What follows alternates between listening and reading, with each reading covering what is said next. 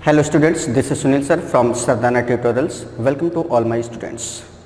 चलिए आज हम लोग बात करेंगे मैथमेटिक्स के एक बहुत ही स्कोप वाले टॉपिक की। बहुत ही बेहतरीन टॉपिक है और एसएससी सीजीएल मेंस की बात करें तो बहुत ज़्यादा स्कोर करने वाला ये टॉपिक है।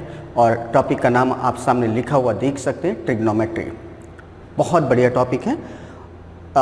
ट्रिग्नोमेट्री के पहले हम एक थोड़ा सा अपने स्टूडेंट्स के बीच में जो बहुत बार हमने देखा है, बहुत बार इस चीज़ को फेस किया हुआ है कि कई बार ऐसा होता है स्टूडेंट्स कि आप में से बहुत सारे लोग ऐसे सोचते हैं कि ट्रिग्नोमेट्री तो हमने कभी पढ़ी नहीं। भाई बहुत सारे स्टूडेंट्स का ऐसा बैकग्राउंड नहीं होता है कि उन्होंने मैथ्स पढ़ा। किसी का आर्ट बैकग्राउंड रहा होता है, किसी का कॉमर्स वाला बैकग्राउंड रहा होता है। केवल साइंस बैकग्राउंड के लोग ट्रिग्नोमेट्री पढ़ते हैं, है ना। तो उन्हें इस बात को लेकर बड़ी परेशानी होती है कि हमने तो कभी ट्रिग्नोमेट्री पढ़ी नहीं। लेकिन जब एसएससी सीजीएल मेंस के हम पेपर्स उठा के देखते हैं तो उसमें बहुत सारे क्वेश्चन इससे पूछे जाते हैं। तो हमारे लिए क्या होगा, प्री में भी आते हैं क्वेश्चन, ऐसा नहीं, बट मेंस में इसकी संख्या बहुत ज़्यादा होती है। तो आपको बिल्कुल भी परेशान नहीं होना है। देखिए एक चीज़ हमेशा याद रखना बच्चों, एकेडमिक पढ़ाई एक अलग मैटर होता है और कॉम्पिटिटिव पढ़ाई एक अलग मुद्दा होता है। दोनों ही बातों में बहुत बड़ा फ़र्क है। जब हम कॉम्पिटिटिव की बात करते हैं तो हमारा उद्देश्य सिर्फ और सिर्फ ये होता है कि एनी हाउ सिलेक्शन, किसी भी तरीके से हमें सिलेक्शन के लिए हम पढ़ाई करते हैं। जबकि जब हम एकेडमिक की बात करते हैं तो एकेडमिक में हमारा उद्देश्य होता है कि हमको क्लास में, स्कूल में ज़्यादा से ज़्यादा मार्क्स लाने हैं, ठीक है ना। हमें सबसे आगे रहना है, ठीक है, और हमें इस क्लास से इस क्लास में प्रमोट होकर जाना है। ये सारी चीज़ें रहती हैं। लेकिन यहाँ पर सभी का उद्देश्य क्या होता है, एनी हाउ सिलेक्शन। अब वो सिलेक्शन कैसे, डजेंट मैटर, इसका कोई मैटर नहीं है। तो मेरे प्यारे बच्चों बिल्कुल भी परेशान नहीं होना है आप लोग को इस बात को लेकर। क्यों?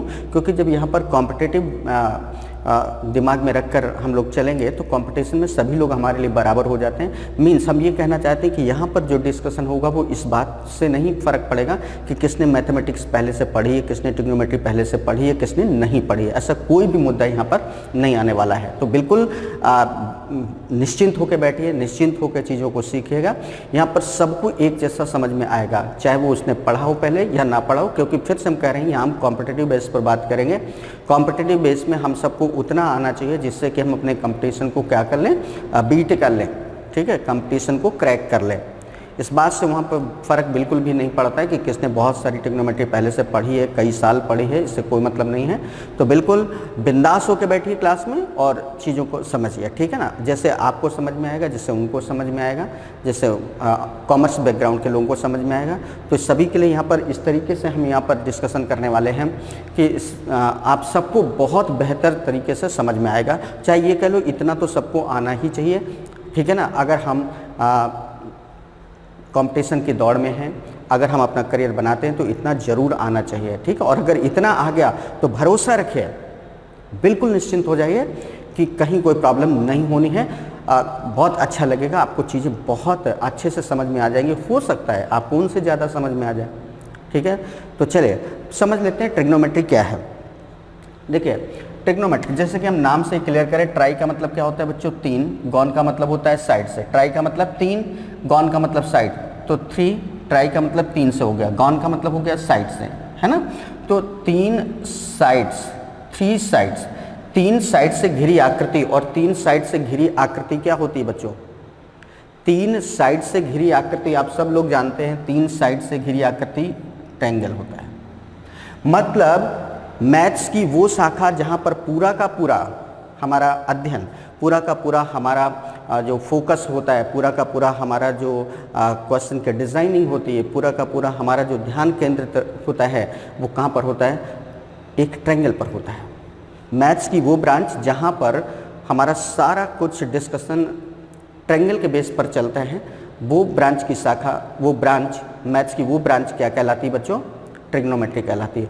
और 3 साइडों से घिरी आकृति कोई दूसरी तो नहीं होती त्रिभुज के अलावा। तो सिंपली आप ये कह सकते हैं कि मैथ्स की वो ब्रांच ट्रिग्नोमेट्री कहलाती है जहाँ पर हमारा पूरा का पूरा स्टडी, पूरा का पूरा पढ़ाई, पूरा का पूरा जो डिस्कशन है वो घूम फिर कर कहाँ पर रहता है, एक त्रिभुज पर रहता है, एक ट्रायंगल पर रहता है, मैथ्स की उस ब्रांच को ही क्या नाम दिया गया, ट्रिग्नोमेट्री। अब बस यहीं से एक्सपेंशन होता चला जाएगा। देखिए ट्रायंगल कैसे भी हो सकता है, जैसे ये ट्रायंगल है तो ट्रायंगल ये भी तो हो सकता है, इस तरीके से भी, ऐसे भी ट्रायंगल हो सकता है, ऐसे भी ये ट्रायंगल हो सकता है इस तरीके से, ठीक है, ऐसे भी ये ट्रायंगल हो सकता है, ये ट्रायंगल ऐसे भी हो सकता है, ये ट्रायंगल ऐसे भी हो सकता है, ऐसे भी हो सकता है, ये ट्रायंगल ऐसे भी हो सकता है, कैसे भी हो सकता है। जब भाई इतनी सारी कैसे भी ट्रायंगल हो सकते हैं, कैसे भी ट्रायंगल हो सकते हैं, तो अब डिस्कशन करना मुश्किल होगा इसमें आगे। तो इसीलिए पूरी की पूरी ट्रिग्नोमेट्री का जो डिस्कशन है वो राइट एंगल को बेस करके किया गया है। एक राइट एंगल लिया गया है, राइट एंगल ट्रायंगल तो वो भी है, बट हमने सारे निष्कर्ष जो निकाले, सारा का सारा जो हमारा कंसंट्रेशन है वो किस पे जाएगा, राइट एंगल ट्रायंगल पर, समकोण त्रिभुज पर जाएगा। क्योंकि ऐसे ये प्रॉब्लम समझ में आ रही है ना कि ऐसे तो बहुत सारे बन जाएंगे, तो हम किसको बेस मानेंगे, और हमें बेस तो मानना ही पड़ेगा ना। किसी भी चीज़ का अगर डिस्कशन करना होता है तो हमें कुछ ना कुछ बेस तो लेके चलना पड़ता है ना। तो जब हमें बेस कुछ ना कुछ लेके चलना पड़ेगा, तो हम इनमें से किसी ट्रायंगल को बेस ना करके हम एक राइट एंगल ट्रायंगल को बेस कर लेते हैं। राइट एंगल ट्रायंगल हमारा ये रहा। राइट एंगल ट्रायंगल का मतलब जिसका ये एंगल क्या है बच्चों, 90 डिग्री है। और जैसे कि अभी आपने देखा कि जैसे ट्रायंगल है, ट्रायंगल में अगर ये 3 एंगल्स होते हैं, दिस, दिस और दिस, अगर 3 एंगल्स होते हैं तो 3 साइड्स भी तो हैं, 3 साइड्स से घिरी आकृति ही ट्रायंगल होता है। जब 3 साइड से घिरी आकृति ट्रायंगल होता है तो जाहिर सी बात है 3 एंगल्स भी होंगे, एक ये एंगल हो गया, एक ये एंगल हो गया, एक ये एंगल हो गया। अब बात आती है कि ये जो 3 साइड से इनमें से नाम क्या होगा। तो देखिए हमने बेस किसको मान लिया है, राइट एंगल ट्रायंगल को। ये कैसा ट्रायंगल है बच्चों, राइट एंगल्ड ट्रायंगल, समकोण त्रिभुज है, राइट एंगल्ड ट्रायंगल है ना। तो हमेशा ध्यान रखना कि 90 डिग्री के जस्ट अपोजिट की ये जो साइड होती है, इसको हम हमेशा क्या नाम देते हैं, हाइपोटेन्यूस। क्या नाम देते हैं, हाइपोटेन्यूस। हाइपोटेन्यूस मतलब कर्ण, हाइपोटेन्यूस मीन्स कर्ण। अब बात आती है कि ये जो साइड बची, एक साइड ये बची, एक साइड ये बची, अगर हम इसको नाम लिख लें ए बी सी, ये राइट एंगल ट्रायंगल है, तो बच्चों ए सी तो हमारा क्या हो गया, कर्ण हो गया। ए सी हमारा क्या हो गया, कर्ण हो गया। ए सी क्या हो गया, कर्ण। अब बात आती है कि ए बी जो साइड है उसको हम क्या नाम देंगे, ए बी क्या होगा और बी सी क्या होगा। तो देखो बहुत सारे लोगों में ये डाउट रहता है कि सर ये वाला लंब हो जाएगा, ये वाला क्या हो जाएगा, आधार हो जाएगा। हम कह रहे हैं कि ये वाला लंब ना होकर ये वाला लंब हो जाए, ये आधार हो जाए। क्या ऐसा नहीं हो सकता, बिल्कुल हो सकता है। मतलब यहाँ पर हम डायरेक्टली इसको नाम नहीं दे सकते जब तक कि हमें एक एंगल बेस ना करना पड़े। एक एंगल को हमें बेस करना, मान लिया ये एंगल हमारा क्या है, थीटा। जब इस एंगल को हम थीटा बोलेंगे तो इस एंगल के जस्ट अपोजिट की साइड ये क्या होगी, लंब होगी। तो ए बी क्या होगा, लंब, परपेंडिकुलर। ए बी क्या होगा, लंब मतलब परपेंडिकुलर। क्या होगा बच्चों, परपेंडिकुलर, है ना। अब जो नीचे वाली साइड बची बी सी, ये हमारा क्या हो जाएगा, आधार। क्या हो जाएगा, आधार, बेस। सही है।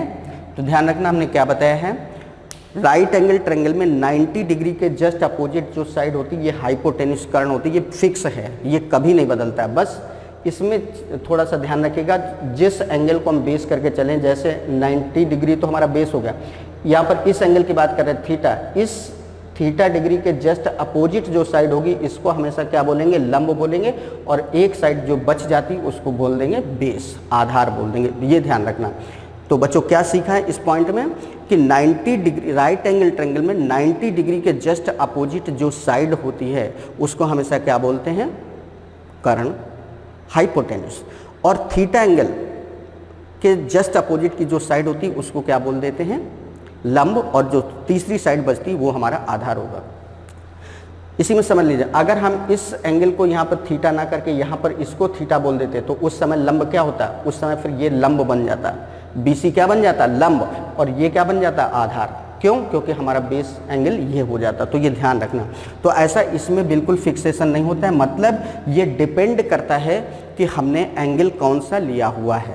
ठीक है, ये बात बच्चों समझ गए। तो चलिए इतना अगर समझ गए तो अब बात आती है कि साइड्स के नाम भी हो गए। ये हाइपोटेन्यूस हो गया, ये क्या हो गया, ये हो गया आपका परपेंडिकुलर, और ये क्या हो गया, बेस। ये 3 चीज़ हो गए। अब बच्चों जब ये 3 साइड्स हमें पता चल गई तो इन 3 साइड्स के रेशियो भी तो निकल के आएंगे। 3 साइड का मतलब जैसे इस साइड और इस साइड का रेशियो, इस साइड और इस साइड का रेशियो, इस साइड और इस साइड का रेशियो, तो 3 रेशियो बन जाएंगे। अगर 3 रेशियो सीधे मतलब इसको और इसको लेके बने तो इसका उल्टा भी तो बन सकता है, इसका और इसका ratio.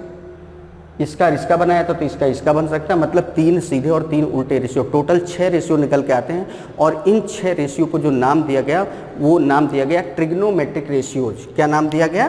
Trigonometric ratios. Trigonometric ratios, trigonometric ratios, त्रिकोणमितीय अनुपात। और ये ट्रिग्नोमेट्रिक रेशियोज कौन कौन से हैं बच्चों? साइन, दूसरा कॉस, तीसरा टेन, चौथा कॉट, पांचवा सेक और छठा कॉसेक। ये साइन, कॉस, टेन, कॉट, सेक, कॉसेक। और सभी में अगर हम वही एंगल बेस करके चलें तो sine theta, cos theta, tan theta, cot theta, sec theta और कॉसेक थीटा, ये 6 त्रिकोणमितीय अनुपात हो गए बच्चों। ये जो 6 त्रिकोणमितीय अनुपात हो गए, अब इनमें से किसकी वैल्यू साइड्स के अकॉर्डिंग क्या होगी वो भी समझ लो। तो देखो एक चीज ध्यान रखना, जो लोग हिंदी में पढ़ते हैं वो ध्यान रखेंगे लाल बटे कक्का, लाल बटे कक्का, है ना। यहाँ पर लाल बटे कक्का का मतलब क्या है? जैसे ये लंब बटे कर्ण है, ये आधार बटे कर्ण है, ये क्या है? लंब बटे आधार। तो साइन थीटा की अगर हम वैल्यू देखेंगे तो पहला वाला हमारा साइन थीटा आ रहा है, तो साइन थीटा हमारा यहाँ से क्या आ जाएगा? ये है साइन थीटा, ये क्या है? कॉस थीटा, ये क्या है? Tan theta. तो बच्चों यहाँ से साइन थीटा की वैल्यू यहाँ से क्या निकल के आ जाएगी? यहाँ से निकल के आ जाएगा साइन थीटा इक्वल क्या हो जाएगा? लंब बटे कर्ण, लंब बटे कर्ण, है ना। ये क्या हो जाएगा? Cos theta. तो कॉस थीटा की वैल्यू यहाँ से क्या हो जाएगी? कॉस थीटा की वैल्यू हो जाएगी आधार बटे कर्ण, है ना। टेन थीटा की वैल्यू क्या हो जाएगी बच्चों? टेन थीटा हो जाएगी लंब बटे आधार, लंब बटे आधार हो जाएगा। अब ऐसे चल रहे थे ना साइन कॉस टेन, तो अब ऐसे आ जाओ, ये क्या पड़ जाएगा? कॉट, ये सेक, ये कॉसेक। तो कॉट थीटा क्या हो जाएगा? कॉट थीटा बच्चों क्या हो जाएगा? कॉट थीटा हो जाएगा आधार बटे लंब, आधार बटे लंब, आधार बटे लंब।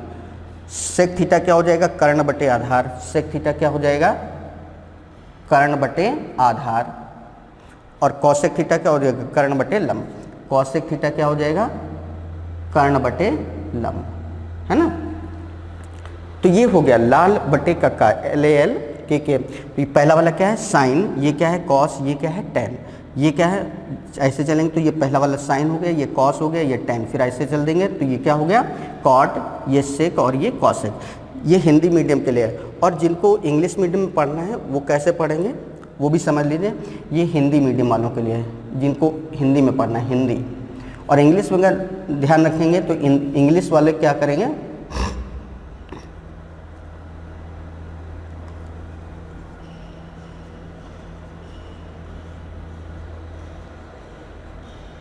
ये इंग्लिश वाले पढ़ लेंगे, ठीक है ना।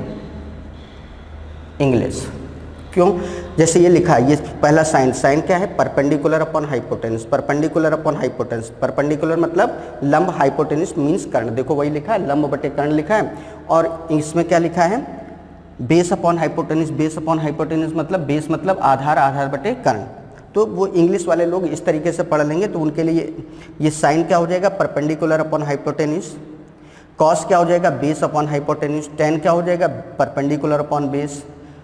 कॉट क्या हो जाएगा? Base upon perpendicular. सेक क्या हो जाएगा? Hypotenuse upon base. कॉसेक क्या हो जाएगा? Hypotenuse upon perpendicular. तो ये ध्यान रखिएगा। हिंदी वाले बच्चों क्या याद रखेंगे? लाल बटे का। और इंग्लिश में जिनको पढ़ना है वो लोग क्या याद रखेंगे? PBP upon HHB, Pandit Badri Prasad upon her हर भोले। ऐसे कुछ भी आप नाम बना सकते हैं, पंडित बद्री प्रसाद अपॉन हर हर भोले। जिसमें से वो सिस्टम हम बता ही चुके हैं। पहले वाला क्या है? साइन, दूसरा वाला क्या है? कॉस, तीसरा वाला क्या है? टेन। हो गया। अब ऐसे नीचे से चल दो तो ये क्या हो जाएगा? कॉट, ये क्या हो जाएगा? कॉसेक, सेक, और ये क्या हो जाएगा? कॉसेक। इस तरीके से तो हिंदी और इंग्लिश वालों के लिए हो गया। अब एक चीज़ आप यहाँ पर देख सकते हैं, साइन थीटा का बच्चों क्या है? लंब बटे कर्ण है। तो कॉसेक थीटा क्या है? कर्ण बटे लंब। मतलब साइन का उल्टा क्या होता है? कॉसेक। जैसे ये साइन है तो इसका उल्टा कर देंगे तो कॉसेक बन जाएगा, है ना। तो साइन थीटा और कॉसेक थीटा उल्टा। इसी तरीके से कॉस थीटा इक्वल देखो आधार बटे कर्ण है ना। तो इधर सेक थीटा इक्वल क्या है? कर्ण बटे आधार है। टेन थीटा लंब बटे आधार है, तो कॉट थीटा आधार बटे लंब है। मतलब ये साइन, ये कॉस, ये टेन, ऐसे लिख लें अगर हम। ये वाला है साइन, ये है कॉस, ये है टेन, ये है कॉट, ये है सेक और ये है कॉसेक। तो बच्चों साइन का उल्टा देखो क्या आ रहा है, कॉसेक, कॉस का उल्टा क्या आ रहा है, सेक, और टेन का उल्टा क्या आ रहा है, कॉट। तो ये चीज़ यहाँ से भी आप देख सकते हैं, साइन का उल्टा क्या है, कॉसेक, कॉस का उल्टा क्या है, सेक, और टेन का उल्टा क्या है, कॉट। मतलब एक रिजल्ट मिला कि रिजल्ट क्या मिला वो यहाँ लिख दे रहे हैं, देखें साइन थीटा इक्वल होता है 1 अपॉन कॉसेक थीटा, मतलब कॉसेक थीटा का उल्टा साइन थीटा, या कॉसेक थीटा की वैल्यू निकालेंगे तो कॉसेक थीटा इक्वल क्या हो जाएगा, 1 अपॉन साइन थीटा, मतलब साइन थीटा और कॉसेक थीटा एक दूसरे के उल्टे होते हैं। इसी तरीके से कॉस थीटा इक्वल क्या होता है, 1 अपॉन सेक थीटा, या सेक थीटा इक्वल क्या हो जाएगा, 1 अपॉन कॉस थीटा, मतलब कॉस का उल्टा सेक और सेक का उल्टा कॉस। इसी तरीके से टेन थीटा का उल्टा कॉट थीटा होता है और कॉट थीटा का उल्टा टेन थीटा होता है। बहुत यूजफुल पॉइंट्स ये चल रहे हैं, सब ध्यान रखिएगा, है ना। तो इस तरीके से ये चीज़ आपने यहाँ से देख ली। तो अब अगर इतना हो गया है तो अब इतने के बाद हम लोग बात करेंगे आगे। यहाँ तक बच्चों क्लियर है, हम लोग यहाँ तक ट्रिग्नोमेट्रिक रेशियोज और ट्रिग्नोमेट्रिक रेशियोज में यहाँ तक आ चुके हैं कि ये भी पता चल गया कि साइन की वैल्यू क्या होती है, कॉस की वैल्यू क्या होती है, टेन की वैल्यू क्या होती है, कॉट की वैल्यू क्या होती है, सेक की वैल्यू क्या होती है, कॉसेक साइड वाइज, है ना, साइड के अकॉर्डिंग क्या होती है। फिर ये भी एक निष्कर्ष मिल गया कि साइन का उल्टा कॉसेक होता है, कॉसेक का उल्टा साइन होता है, कॉस का उल्टा सेक होता है, सेक का उल्टा कॉस होता है, टेन का उल्टा कॉट होता है, कॉट का उल्टा टेन होता है। अब इसके बाद देखें, आगे बढ़ते हैं। इसके बाद अब बात आती है आइडेंटिटीज, ट्रिग्नोमेट्रिक आइडेंटिटीज, है ना, ठीक है। चले, ट्रिग्नोमेट्री में 3 आइडेंटिटीज होती हैं। आइडेंटिटीज का मतलब होता है सर्व समीकाएं, सर्व समीकाएं, क्या होता है बच्चों, सर्व समीकाएं। देखिए एक चीज़ आज क्लियर करते हैं, सर्व समीका और फार्मूले में क्या अंतर होता है, फार्मूले और आइडेंटिटीज में क्या फ़र्क होता है। फार्मूले मतलब एक जनरल फार्मूला है, आइडेंटिटीज़ का मतलब क्या होता है, आइडेंटिटीज़ एक स्पेसिफिक नाम आ गया, सर्व समीका एक स्पेसिफिक नाम आ गया, स्पेशल नाम आ गया। ये होता है क्या है, फार्मूले और आइडेंटिटी में क्या फ़र्क होता है। आइडेंटिटी का मतलब होता है कि वो थीटा की किसी भी वैल्यू के लिए हमेशा क्या करेंगी, सेटिस्फाई करेंगी। कोई भी आप वैल्यू ले लो, थीटा की वैल्यू 30 ले लो, 45 ले लो, 60 ले लो, 39 ले लो, 78 ले लो, 90 डिग्री, थीटा की आप कोई भी वैल्यू ले लोगे उसका रिजल्ट वही रहेगा। इसलिए इनको बोला गया, ऐसे 3 ही फार्मूले आज तक हुए हैं, अभी कोई चौथा फार्मूला डेवलप नहीं हुआ है। शुरू में भी 3 थे और आज भी 3 हैं, और वो तीनों आइडेंटिटीज कौन कौन सी यहाँ मेंशन कर दे रहे हैं, वो ध्यान दीजिए। पहली identities sign square theta plus cos square theta equal क्या होता है, 1।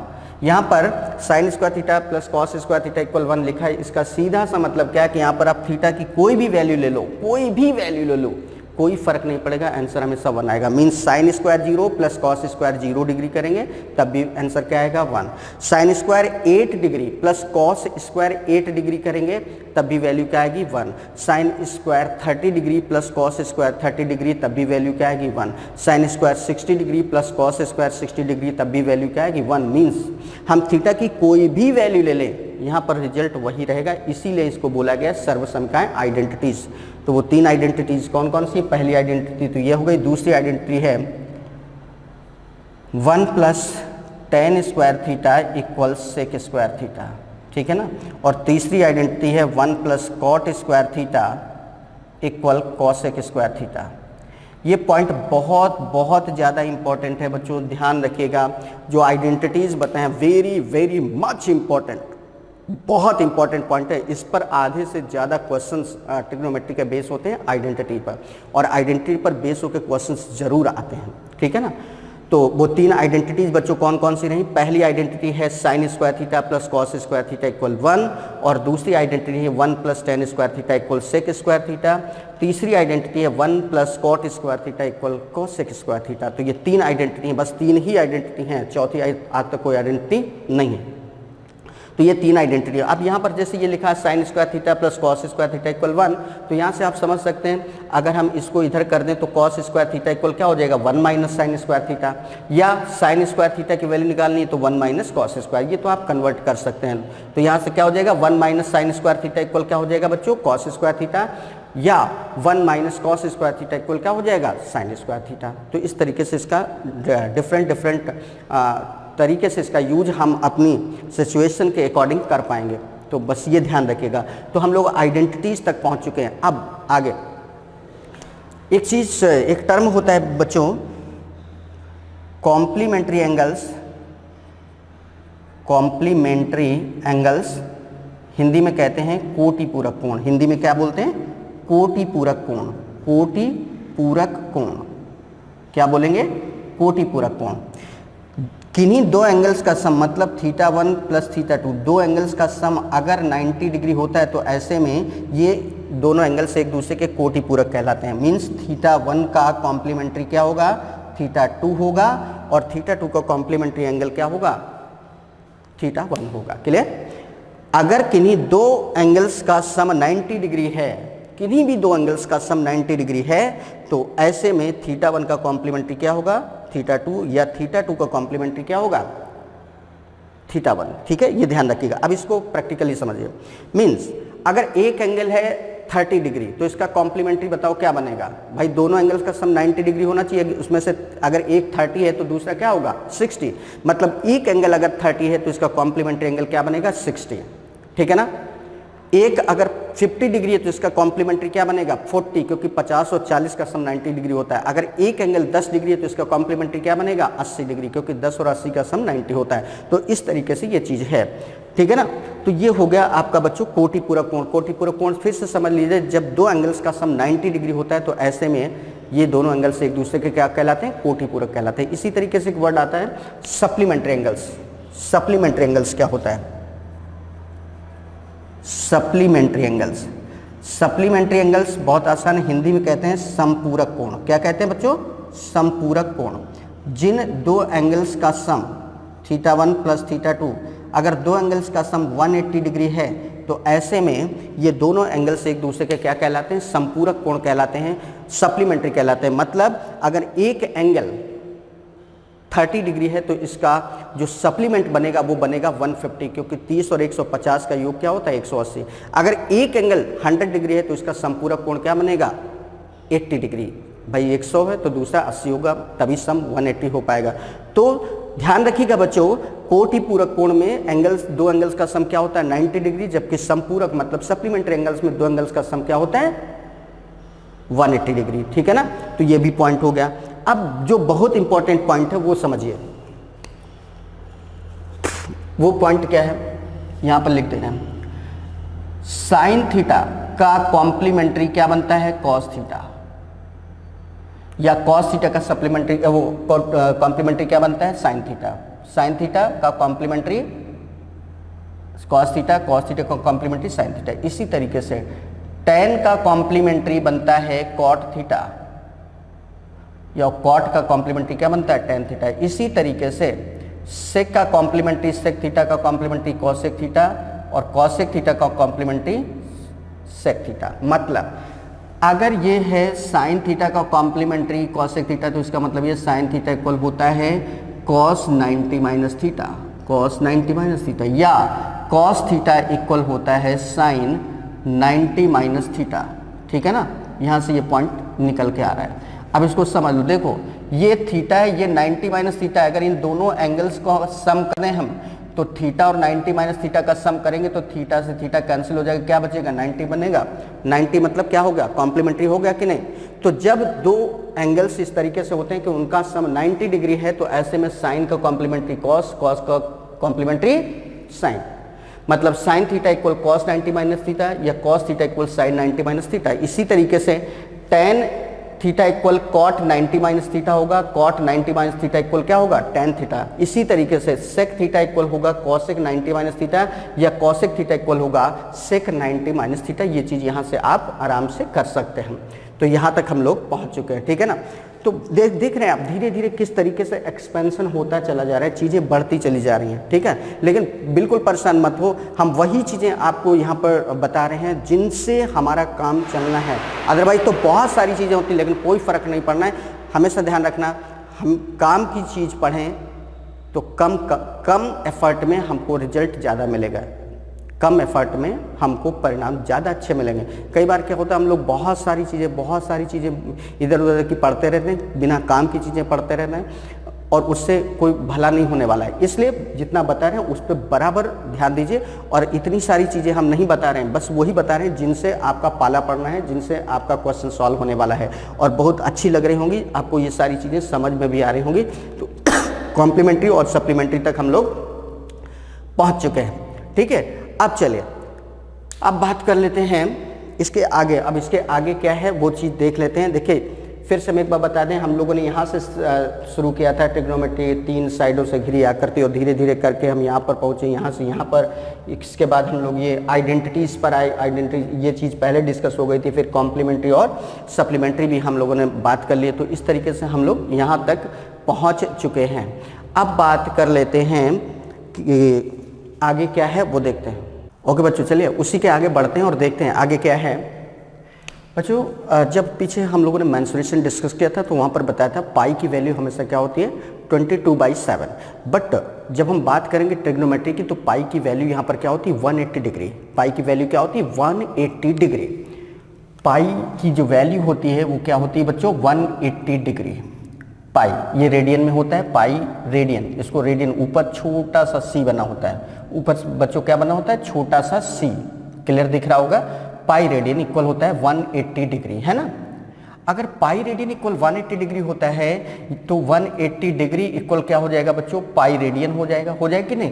तो अगर हम इससे 1 डिग्री की वैल्यू निकालेंगे तो क्या होगा पाई अपॉन 180 हो जाएगा कि नहीं हो जाएगा, ये रेडियन में आ गया। मीन्स 1 डिग्री की वैल्यू क्या होगी 1 डिग्री की वैल्यू होगी पाई रेडियन अपॉन 180, क्लियर है ना। अब इसी का यूज करके आप देखते होंगे कि ट्रिग्नोमेट्री में बहुत सी जगहों पर डिग्री में ना लिखकर रेडियन में लिखा होता है, जैसे π/4 रेडियन, π/2 रेडियन, π/6 रेडियन। इस तरीके से आप देखते हैं तो थोड़ा सा आपको ऐसा लगता होगा कि ये नई चीज़ क्या आ गई। कोई नई चीज़ नहीं, समझिए 1 डिग्री इक्वल क्या हुआ पाई अपॉन 180 रेडियन हुआ। अब जैसे हमको निकालना है 45 डिग्री की वैल्यू, 45 डिग्री की वैल्यू, तो 45 डिग्री की वैल्यू 1 डिग्री अगर इक्वल ये है तो 45 डिग्री की वैल्यू क्या होगी 45 इंटू पाई अपॉन 180, बस इतना कर देना है, ठीक है। तो ये रेडियन में आ जाएगा। तो इससे डिवाइड करोगे कितना आ जाएगा 45 से डिवाइड करोगे 4, मतलब ये क्या हो गया π/4 रेडियन। तो इसीलिए 45 को हम लोग क्या लिखते हैं π/4 रेडियन। इसी तरीके से 30 डिग्री को जब हम चेंज करते हैं तो ये आ जाएगा 30 इंटू पाई अपॉन 180 कर देते हैं तो क्या हो जाएगा 36 पाई अपॉन 6 रेडियन, क्या हो जाता है पाई अपॉन 6 रेडियन, है ना। तो ये 30 डिग्री। तो एक पॉइंट यहाँ से भी आपको क्लियर समझ में आ गया होगा कि अगर हमें डिग्रीज को रेडियन में चेंज करना है तो बहुत आसान है।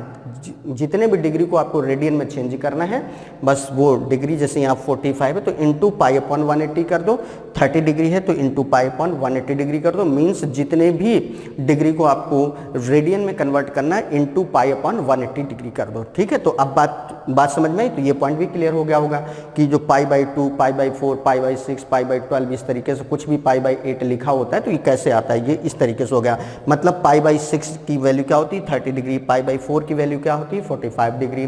तो ये तो हो गया आपका क्या, जब हम डिग्री को किस में कन्वर्ट कर रहे हैं रेडियन में। इसका उल्टा भी कई जरूरत पड़ जाती है कि रेडियन को हमें चेंज करना है डिग्रीज में, तो क्या करेंगे जैसे ये लिखा है π/4 रेडियन, इसको डिग्री में कन्वर्ट करना है तो 180 से बस मल्टीप्लाई कर दो, है ना। 180 से क्या करना है, ये पाई की जगह आप ये कह सकते हो कि पाई की जगह आपने वैल्यू क्या रख दी है 180, तो जब इससे डिवाइड करोगे कितना आ जाएगा 45 डिग्री, है ना। तो 45 डिग्री आ गया। इसी तरीके से π/6 लिखा है तो क्या करना है, पाई की वैल्यू हमने क्या लिख दिया 180, तो 180 अपॉन क्या हो जाएगा 6, मतलब 30 डिग्री आ गया। इसी तरीके से पाई अपॉन 12 लिखा है रेडियन में, तो इसको डिग्री में चेंज करना है तो क्या हो जाएगा 180 अपॉन 12, तो कितना हो गया बच्चों 15 डिग्री। इस तरीके से आपने आज ये चीज़ समझ ली कि अगर हमें डिग्रीज को रेडियन में चेंज करना है तो इंटू पाई अपॉन 180 करना है, और इसका उल्टा अगर रेडियन को हमें डिग्री में चेंज करना है तो बस हमें पाई की वैल्यू क्या लिख देनी होती है, उसकी वैल्यू 180 लिख देनी होती है, ठीक है ना। पाई की वैल्यू 180 लिख देंगे, मतलब 180/4 हो जाएगा। ये पाई अपॉन 6 है तो 180/6 हो गया, ये पाई अपॉन 12 है तो 180/12 हो गया। तो एक पॉइंट ये भी क्लियर हो गया। चलिए अब आगे बढ़ते हैं। तो इस पॉइंट के बाद अब हम लोग बात कर लेते हैं, अब बात कर लेंगे हम लोग, जैसे एक हम यहाँ पर टेबल बना रहे हैं बच्चों,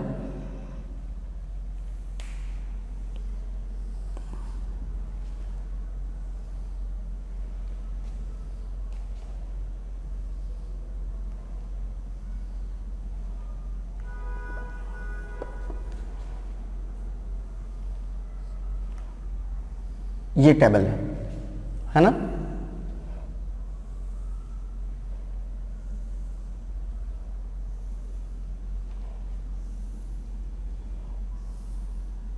ये हो गया आपका